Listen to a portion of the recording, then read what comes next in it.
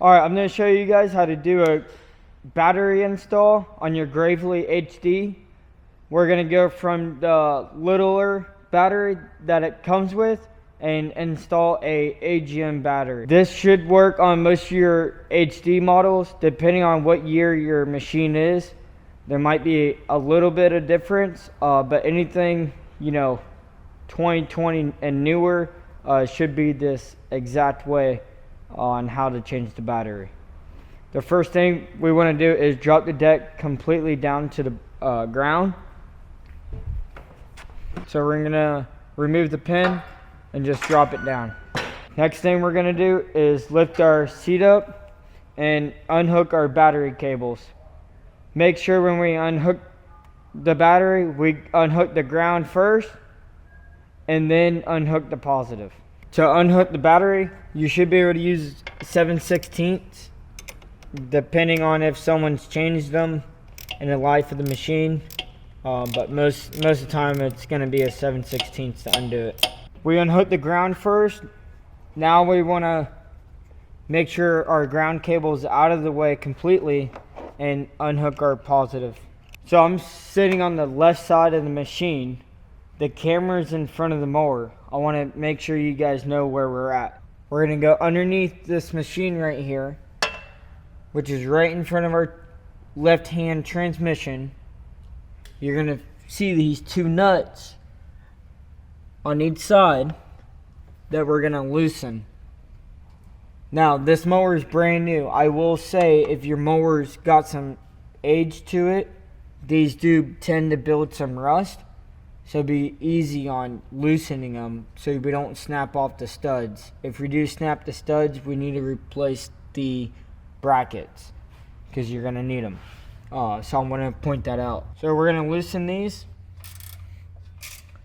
And we're going to pretty much loosen them all the way until there's about 1 or 2 threads left.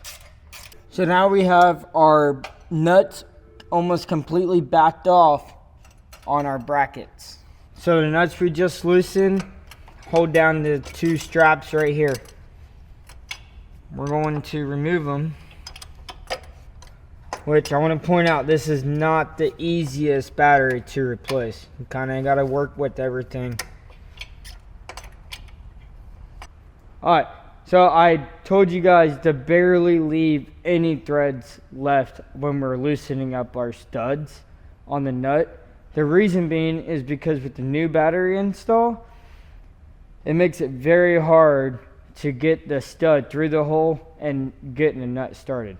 Now, if you have someone to help you, maybe you're able to completely remove this bracket all the way like I had to do, and then you can have someone help you push down on the bracket to get it started.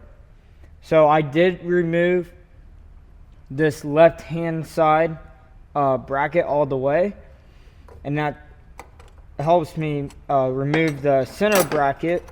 And then while I have all this removed, I'm going to try to show you guys how this works. Alright, so how this bracket works is we have a bracket here, the L-shaped one, with grooves cut out for this bracket to slide in. So when they slide in, you go in from the bottom and have to lift up on there, and it locks in place just like this. So when we install our new battery, you really want to make sure it's locked in completely. Now, I mentioned earlier about the newer models having a tab in place for a group U1 battery. This bracket here, we're going to remove completely so that our U1 group battery fits perfectly. I'm also going to show you guys why it's very important to make sure we're putting this bracket on this machine. The reason being, we can see our battery sits right here. Right behind there is the transmission fan right here. So if you don't have the bracket hooked up, I see it a lot where the battery slides back, the customer's mowing, and the battery gets cut by the hydro fan, and it destroys the battery and it destroys the hydro fan, and it's very dangerous to run the unit like this. So it's important that if we do upgrade our battery to the U1 group, that we reinstall the bracket that comes with the mower. So now I'm gonna install a bigger battery. This is a U1 group battery. The reason I'm installing a bigger battery is for longer life, and this is also a 350 cold cranking amps battery. So it's gonna give us a lot stronger start, and it's gonna last a lot longer. Before I install my new battery, I reinstalled my bracket on the left side. So now I have one on the left, one on the right. When we put this battery in here, you got to kind of hold these brackets out.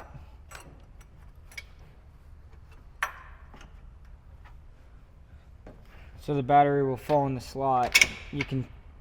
I always just grab the nut on the bottom there with the stud and push it off to the side. Now our battery is in place. It's important that we use a left-hand positive battery so that our terminals are on the outside and we're not arcing against our seat. Now we're going to install the crossmember. I will say a little flathead screwdriver or somebody to help you install this.